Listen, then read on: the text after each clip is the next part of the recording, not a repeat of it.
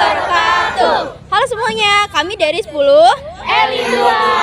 Di video kali ini, kami akan menampilkan video tentang profil Kabupaten Bekasi. Selamat menonton semuanya. Selamat datang di Kabupaten Bekasi. Awal mula kata Bekasi, menurut seorang ahli bahasa Sanskerta dan bahasa Jawa kuno, kata Bekasi secara filosofi berasal dari kata Candrabaga. Candra berarti bulan dan baga berarti bagian. Jadi, Candrabaga berarti bagian dari bulan. Pelafalan kata Candrabaga kadang berubah menjadi Sasi Baga atau Baga Sasi. Dalam pengucapan sering disingkat Bagasi, karena pengaruh dari bahasa Belanda sering ditulis Bakasi. Kata Bakasi kemudian berubah menjadi Bekasi sampai dengan sekarang. Lanjut kepada pembentukan Kabupaten Bekasi. Sejak diterbitkannya Undang-Undang Nomor 14 Tahun 1950 tentang pembentukan kabupaten-kabupaten di Provinsi Jawa Barat dan Peraturan Pemerintah Nomor 32 Tahun 1950 tentang berlakunya Undang-Undang Nomor 14 Tahun 1950, maka Kabupaten Bekasi secara resmi terbentuk dan ditetapkan pada tanggal 15 Agustus 1950. Serta berhak mengatur rumah tangganya sendiri sebagaimana diatur oleh Undang-Undang Pemerintah Daerah pada saat itu, yaitu Undang-Undang Nomor 22 Tahun 1948. Pada tahun 1981, Kabupaten Bekasi mengalami pemekaran dengan dibentuknya Kota Administratif Bekasi dengan wilayah meliputi 4 kecamatan. Pemekaran baru sesuai Peraturan Pemerintah Nomor 48 Tahun 1981. Dengan adanya Undang-Undang Nomor 22 Tahun 1999 tentang otonomi daerah, maka Kota Madya Daerah Tingkat IT Bekasi berubah menjadi Kota Bekasi sampai dengan sekarang. Adapun Kabupaten Daerah Tingkat 2 Bekasi pada akhir tahun 1998 dengan Peraturan Daerah Nomor 82 Tahun 1998, ibu kota di Kecamatan Cikarang Pusat, dan pada tahun 1999 berubah menjadi Kabupaten Bekasi. Pada tahun 2004 terjadi pemekaran dari 15 kecamatan menjadi 23 kecamatan baru berdasarkan Peraturan Daerah Nomor 8 Tahun 2004 hingga saat ini. Kabupaten Bekasi menjadi daerah urban yang keberadaan wilayahnya strategis dan beririsan dengan wilayah urban lainnya. Tepat sebelah timur Jakarta berbatasan dengan Kota Bekasi dan Provinsi DKI Jakarta di barat, Kabupaten Karawang di timur, serta Kabupaten Bogor di selatan. Keadaan ini membuat terjadinya variasi bahasa yang mengaruh bahasa percakapan sehari-hari pada wilayah Kabupaten Bekasi. Variasi bahasa tersebut meliputi bahasa Sunda Betawi dan Jawa yang tumbuh pada masyarakatnya. Berdasarkan data Sensus Penduduk Indonesia 2000, sebagian besar penduduk Kabupaten Bekasi adalah pendatang perintis Betawi dengan jumlah signifikan.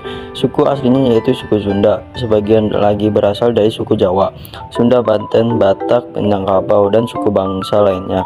Keberagaman suku bangsa Kabupaten Bekasi mengaruhi perbedaan budaya dan adat istiadat masyarakat. Nah, yang selanjutnya ini ada letak geografis Kabupaten Bekasi.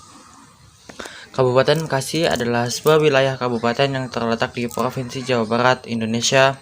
Ibu kotanya adalah Kecamatan Cikarang Pusat. Kabupaten ini berada di tempat di sebelah timur Jakarta, berbatasan dengan Kota Bekasi dan Provinsi DKI Jakarta di barat, Laut Jawa di barat dan utara, Kabupaten Karawang di timur, serta Kabupaten Bogor di selatan. Kabupaten Bekasi terdiri atas 23 kecamatan yang dibagi lagi atas sejumlah desa. Kecamatan yang ada di Bekasi itu ada banyak. Yang pertama ada Kecamatan Karangbahagia, Kecamatan Kedung Waringin, Kecamatan Muara Gembong, Kecamatan Pebayuran, Kecamatan Serang Baru, Kecamatan Setu, Kecamatan Sukakarya, Kecamatan Sukatani, Kecamatan Sukawangi, Kecamatan Tambelang, Kecamatan Tambun Selatan, Kecamatan Tambun Utara, Kecamatan Tarumajaya, Kecamatan Babelan, Kecamatan Bojongmangu, Kecamatan Jabang Bungin, Kecamatan Cibarusa, Kecamatan Cibitung, Kecamatan Cikarang Barat, Kecamatan Cikarang Pusat, Cikarang Selatan, Kecamatan Cikarang Timur, dan Cikarang Utara. Sekarang yaitu luas Kabupaten Bekasi. Luas Kabupaten Bekasi yaitu 1041,25 km persegi dengan populasi 2.936.182 jiwa pada tahun 2021. Nah, selanjutnya saya akan menampilkan dan menjelaskan 4 tempat bersejarah di Bekasi.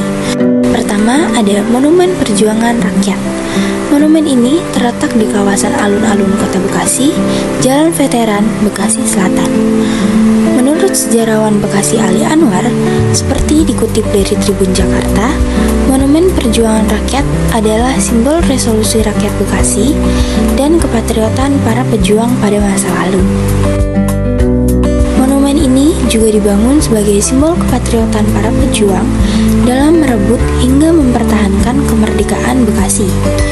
Dikutip dari situs pemerintah Kota Bekasi, monumen berbentuk persegi 5 dan terbuat dari batu bata ini dibangun pada 5 Juli 1955. Letaknya yang dikelilingi pepohonan rindang membuat monumen ini cocok untuk dikunjungi saat ingin bersantai pada waktu senggang. Nah, yang kedua ada Gedung Papak nih teman-teman. Tempat bersejarah di Bekasi lainnya adalah Gedung Papak yang menjadi salah satu bangunan cagar budaya peninggalan zaman kolonial. Lokasinya ada di Jalan Insinyur Haji Juanda nomor 157 Margahayu, Kecamatan Bekasi Timur, Kota Bekasi. Dikutip dari situs pemerintah Kota Bekasi, gedung bergaya Art Deco tersebut adalah salah satu saksi perjuangan rakyat Bekasi pada masa revolusi fisik. Dulunya, Gedung Papak merupakan milik seorang pengusaha keturunan Tionghoa bernama Li Guanjin. Karena memiliki loyalitas tinggi terhadap perjuangan rakyat Bekasi dan punya hubungan baik dengan gerakan kerakyatan yang dipimpin Kiai Haji Nur Ali, gedung tersebut diserahkannya secara sukarela sebagai salah satu markas perjuangan. Nah, selanjutnya yang ketiga yaitu Monumen Kali Bekasi. Monumen ini juga dikenal sebagai Monumen Front Perjuangan Rakyat Bekasi. Lokasinya ada di tepi Kali Bekasi atau Jalan Insinyur Haji Juanda. Monumen tersebut tergambarkan ilustrasi kereta, tentara-tentara Jepang, dan rakyat Bekasi yang sedang memegang senjata. Secara sekilas, pengunjung yang mendekati monumen bisa mengetahui apa yang terjadi di sana kala itu. Menurut sejarawan Ali Anwar, Monumen Kali Bekasi merupakan tempat rakyat Bekasi melawan tentara Jepang. Tempat ini menjadi saksi bisu pembantaian 90 tentara Jepang oleh rakyat Bekasi pada 18 Oktober 1945. Nah, yang terakhir atau yang keempat yaitu Tugu Agus Salim. Monumen ini berlokasi di Jalan Kiai Haji Agus Salim, Bekasi Timur, Kota Bekasi. Dikutip dari situs pemerintah Kota Bekasi, pada bagian atas monumen terdapat kepala dengan ornamen pecahan peluru meriam, mortir, granat tangan, dan selongsong palung di sekelilingnya. Meski sekilas terlihat biasa, namun tugu setinggi 205 cm tersebut memiliki makna historis mendalam dan merupakan saksi bisu perjuangan rakyat Bekasi melawan tentara Belanda dan sekutu. Nah, itu tadi adalah 4 tempat bersejarah di Bekasi. Ada Monumen Perjuangan Rakyat, Gedung Papak, Monumen Kali Bekasi, dan juga Tugu Agus Salim. Kesenian adalah bagian dari budaya dan merupakan sarana yang digunakan untuk mengekspresikan rasa keindahan dari dalam jiwa manusia. Nah, ada beberapa contoh kesenian yang ada di Kabupaten Bekasi. Contohnya itu yang pertama adalah tari Jaipong. sebagai salah satu kesenian tradisional di Bekasi. Merupakan gabungan antara tarian Sunda dan ketuk tilu. Pertunjukan ini melibatkan gerakan dinamis, kostum berwarna-warni, dan musik tradisional. Contoh selanjutnya itu ada seni teater. Seni teater di Bekasi mencakup berbagai genre, mulai dari teater tradisional hingga pementasan modern. Kelompok teater lokal sering mengangkat tema-tema lokal dan isu-isu aktual dalam karya-karya mereka, seperti Lenong Denes dan Lenong Preman. Nah, selanjutnya itu ada pertunjukan musik lokal. Pertunjukan musik lokal mencakup genre yang bervariasi, termasuk musik daerah dan genre modern. Bekasi juga menjadi tempat bagi band dan musisi lokal untuk tampil dalam acara-acara komunif seperti Semesta Berpesta yang digelar pada tanggal 10 sampai 11 Juni 2023 yang lalu. Kabupaten Bekasi ternyata juga memiliki kesenian wayang kulit khas yang sudah dipertunjukkan selama ratusan tahun. Eksistensinya terus bertahan karena memiliki keunikan terutama dari segi visualisasi cahayanya. Wayang kulit di Bekasi ini berbeda dari kebanyakan wayang yang berada di Jawa Barat. Musik tradisional Betawi menjadi pengiringnya hingga makin mengakuhkan sisi kebekasiannya. Belum lagi tema yang diangkat juga tak jauh dari sejarah daerah pinggiran ibu kota Jakarta itu. Nah, selanjutnya itu ada tarian topeng Bekasi atau yang dikenal dengan topeng saj, merupakan salah satu jenis kesenian Bekasi yang relatif masih eksis dan masih banyak penggemarnya. Tari topeng Bekasi masih sama dengan topeng Betawi. Bedanya hanya pada bahasa pengantar saat pementasan. Topeng Bekasi memakai bahasa Betawi dan bercampur dengan bahasa Bekasi. Nah, selanjutnya itu ada kesenian Tanjidor. Dikenal di Bekasi sejak abad ke-19. Tanjidor Bekasi berbeda dengan Tanjidor yang ada di Jakarta maupun Tangerang. Kesenian Tanjidor di Bekasi mengandung unsur Paharihayan atau Sunda Karawitan. Sedangkan Tanjidor yang berkembang di kota Bekasi lebih rentang dengan nuansa Betawi. Tanjidor Bekasi biasanya dipentaskan dalam berbagai acara seperti pernikahan, khitanan, pesta, maupun hajatan, hingga peringatan proklamasi kemerdekaan. Selanjutnya, masuk ke dalam kerajinan yang ada di Kabupaten Bekasi.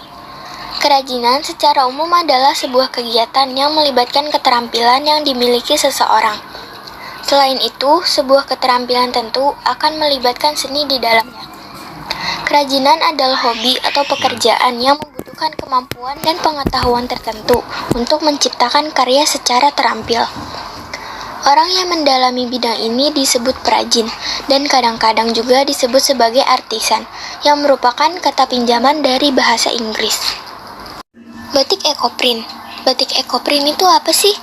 Batik ekoprint adalah salah satu jenis kerajinan batik yang menggunakan metode pencelupan alami dengan bahan-bahan organik. Dalam proses pembuatannya, daun-daun atau bahan alami lainnya diletakkan di atas kain, kemudian dilipat atau diikat erat. Setelah itu, kain tersebut direndam dalam larutan pewarna alami yang terbuat dari tumbuhan atau bahan organik lainnya. Ekoprinting adalah sebuah teknik cetak dengan pewarnaan kain alami yang cukup sederhana, namun dapat menghasilkan motif yang unik dan otentik. Prinsip pembuatannya adalah melalui kontak langsung antara daun, bunga, batang, atau bagian tubuh lain yang mengandung pigmen warna dengan media kain tertentu. Kabupaten Bekasi juga memiliki kerajinan batik ekoprint yang unik dan menarik. Produk ini sering ditampilkan dalam acara-acara pameran kerajinan dan karya kreatif di Jawa Barat.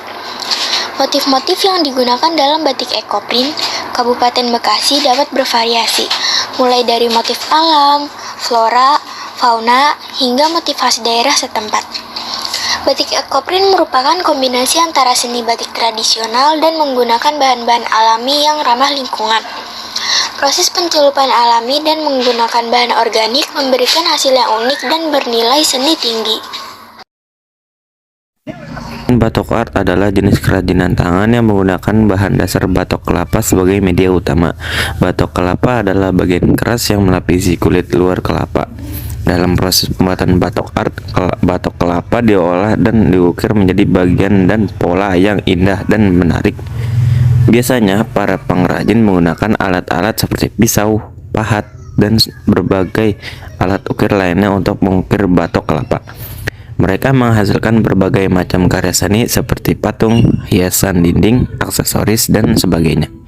Motif dan pola yang diukir pada batok kelapa dapat bervariasi mulai dari motif alam, flora, fauna, hingga motif tradisional atau budaya. Kerajinan batok art merupakan salah satu kerajinan tangan yang unik dan kreatif, serta memiliki nilai seni dan keindahan tersendiri. Selain itu, penggunaan bahan daur ulang seperti batok kelapa juga memberikan kontribusi dalam pengelolaan limbah dan pelestarian lingkungan. Salah satu manfaat dari batok art sebagai pemanfaatan limbah. Mengolah batok kelapa menjadi karya seni membantu dalam pemanfaatan limbah kelapa yang sebelumnya mungkin hanya dibuang begitu saja. Gerabah Bekasi adalah jenis kerajinan gerabah yang berasal dari Kabupaten Bekasi, Jawa Barat, Indonesia. Gerabah ini terbuat dari tanah liat yang diolah dan dibentuk menjadi berbagai bentuk dan ukuran. Gerabah Bekasi memiliki ciri khas dan gaya yang sederhana dengan ornamen yang mencerminkan kekayaan budaya lokal. Produk gerabah ini memiliki nilai estetika dan fungsional, dapat digunakan sebagai peralatan rumah tangga ataupun hiasan dekoratif. Gerabah Bekasi juga merupakan bagian dari warisan budaya daerah dan mendukung pengembangan ekonomi lokal. Produk gerabah Bekasi memiliki berbagai fungsi, salah satunya yaitu 1. Peralatan rumah tangga. Produk gerabah Bekasi dapat digunakan sebagai peralatan rumah tangga seperti wadah penyimpanan makanan, teko, gelas, mangkuk, dan piring. Keunikan dan keindahan produk gerabah ini memberikan sentuhan estetika pada kegiatan sehari-hari di rumah. Apa saja sih manfaat dari kerajinan gerabah? Dalam fungsinya sebagai alat-alat rumah tangga, gerabah antara lain digunakan sebagai alat memasak ataupun wadah-wadah seperti kendi untuk menampung air, mangkuk untuk wadah makanan, gelas untuk wadah minuman, tungku untuk memasak, dan sebagainya.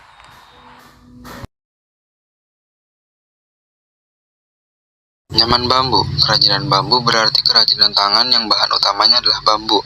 Bambu yang digunakan biasanya tidak terlalu muda dan tidak terlalu tua, sehingga mudah untuk dianyam. Menganyam berarti menghubungkan bilah bambu atau tutu bambu tanpa alat bantu, sehingga tidak saling terlepas.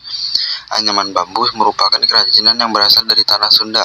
Anyaman bambu kerap dibuat oleh masyarakat di daerah pedesaan karena bermanfaat dalam kehidupan sehari-hari. Sedangkan bahan baku yang digunakan adalah bambu, tali atau bambu apus, bambu hitam atau bambu wulung, dan rotan. Adapun contoh kerajinan anyaman bambu dapat diketahui sebagai berikut. Caping atau topi petani, salah satu contoh kerajinan anyaman bambu yang sering dijumpai adalah caping atau topi petani. Manfaat anyaman bambu, selain itu bambu pun dapat diolah dengan menganyam menjadi beraneka wadah, hiasan, dan aneka kebutuhan sandang yang lainnya. Hasil anyaman dari bambu tidak sekadar memiliki fungsi praktis, tapi juga fungsi estetis. Nah, yang terakhir ada souvenir atau biasa disebut dengan cindera mata. Sebagai bahan kerajinan yang bernilai kenangan merupakan benda yang sering kali ditemui pada daerah tertentu, terutama tempat wisata. Souvenir terkadang dibeli lebih karena unsur kenangannya daripada keindahannya. Souvenir merupakan barang-barang hasil kreativitas para perajin yang mampu merubah benda-benda yang tidak berharga menjadi produk-produk kerajinan tangan yang menarik, terutama diminati banyak orang, terutama wisatawan dari luar negara. Souvenir sangat cocok sebagai barang kenang-kenangan dalam berbagai kondisi, seperti diberikan pada tamu perusahaan, acara-acara tertentu, dan sebagainya. Tujuan dari hal ini tentunya sebagai benda kenang-kenangan, pemicu atau pemingat akan suatu objek maupun kejadian tertentu.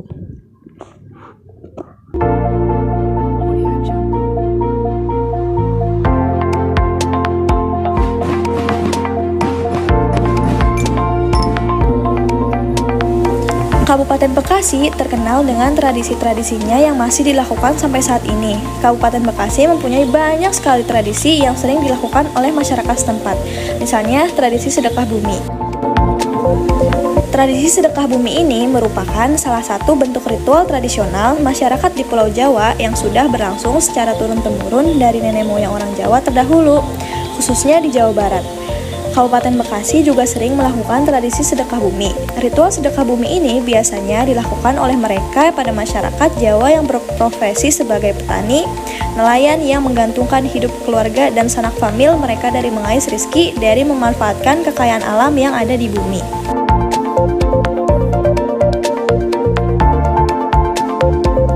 Bagi masyarakat Jawa, khususnya para kaum petani dan para nelayan, tradisi ritual tahunan semacam sedekah bumi bukan hanya merupakan sebagai rutinitas atau ritual yang sifatnya tahunan belaka. Akan tetapi, tradisi sedekah bumi mempunyai makna yang lebih dari itu.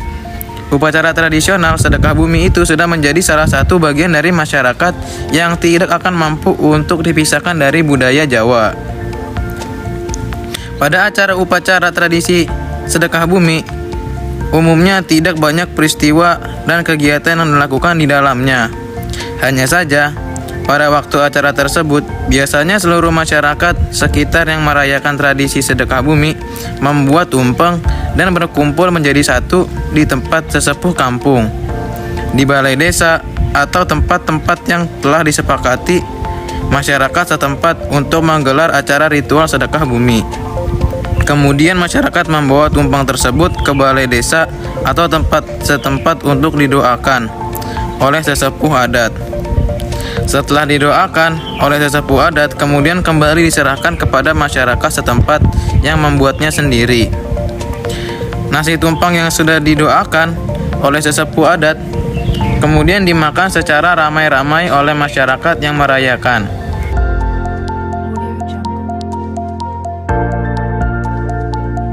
Namun, ada juga sebagian masyarakat yang membawa nasi tumpeng tersebut yang membawanya pulang untuk dimakan beserta sanak keluarganya di rumah masing-masing. Pembuatan nasi tumpeng ini merupakan salah satu syarat yang harus dilaksanakan pada saat upacara tradisi tradisional itu. Makanan yang menjadi makanan pokok yang harus ada dalam tradisi ritual sedekah bumi adalah nasi tumpeng dan ayam panggang. Sedangkan yang lainnya seperti minuman, buah-buahan, dan lauk pauk hanya bersifat tambahan saja, tidak menjadi prioritas yang utama. Pada akhir acara, para petani biasanya menyisihkan sebagian makanan untuk diletakkan di sudut petak sawahnya masing-masing, sebagai bentuk rasa syukur.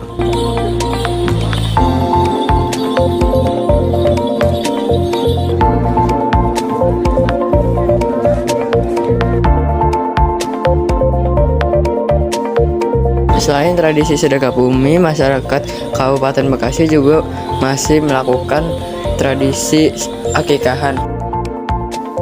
Akikah adalah suatu tradisi Islami yang dilakukan oleh umat muslim untuk memperingati kelahiran seorang bayi. Tradisi ini melibatkan penyembelihan hewan kurban seperti kambing atau domba dan membagikan daging-daging kepada orang-orang yang membutuhkan.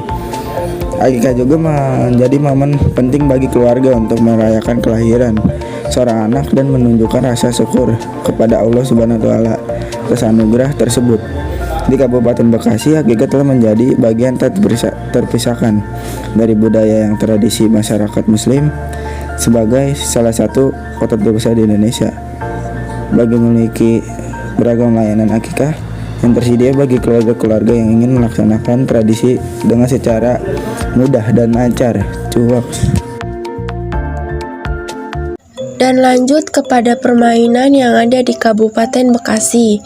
Inilah contoh-contoh permainan yang ada di Kabupaten Bekasi. Yang pertama, petak umpet. Petak umpet adalah permainan yang dimain minimal 3 orang.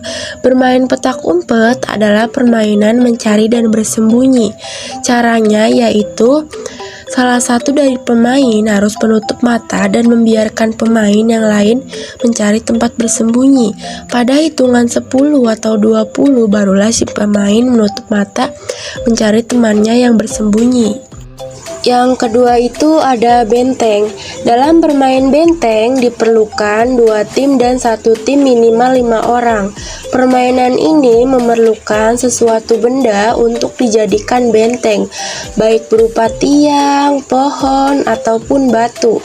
Untuk mendapatkan kemenangan dalam permainan ini, pemain harus dapat merebut benteng lawan, dan apabila salah satu anggota tim tersentuh tim lawan, maka anggota tersebut akan ditahan di benteng lawan. Dan yang ketiga ada galasi atau gobak sodor. Permainan ini memerlukan pemain yang cukup banyak, yaitu 5-10 orang. Permainan ini terbagi menjadi 2 tim. Tim 1 bertugas menjadi penjaga, dan 1 tim lagi bertugas melewati penjagaan tersebut. Dikarenakan permainan ini memerlukan pemain yang cukup banyak, lebih baik permainan ini dilakukan di lapangan terbuka atau halaman yang luas. Kemudian dikotakkan dan diberi garis pembatas. Tim penjaga bergerak di area lintasan yang telah ditentukan, dan tim yang lain berada di dalam kotak sambil berusaha untuk menghindari sentuhan tim lawan.